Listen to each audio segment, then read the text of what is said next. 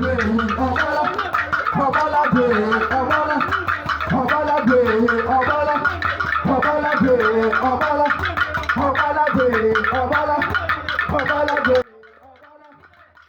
me tell you something.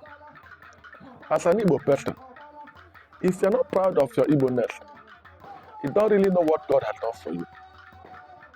Igbos are proud. They are proud anywhere they go. Igbo have no comparison. You can't compare Igbo with that tribe.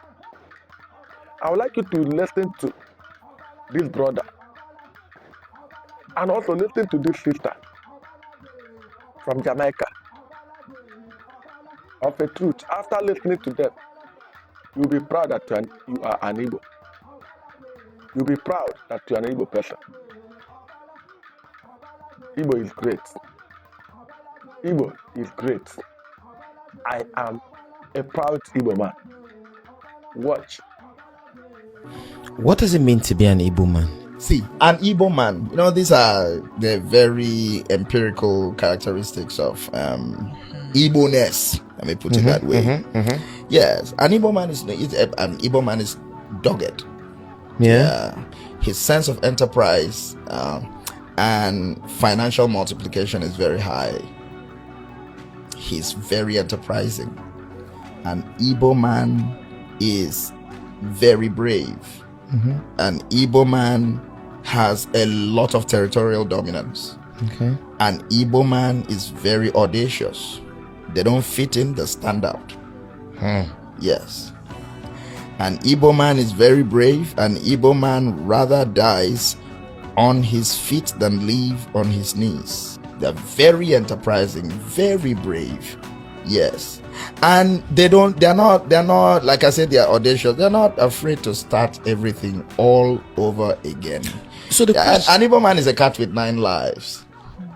Yeah. Right. Let me tell you some of the similarities between the Igbos of Nigeria and the Igbo descendants of the Caribbean.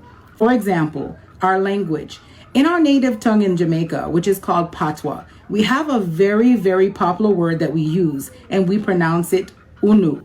This is the Igbo word una. It means you people, or all of you, or you all. We use that every single day in Jamaica. In Jamaica, we have some famous Igbo proverbs that we use every single day. But the truth is, most modern day Jamaicans are not aware of where their language and a lot of the things that they're saying is coming from. The truth is, it came from the Igbos of Nigeria.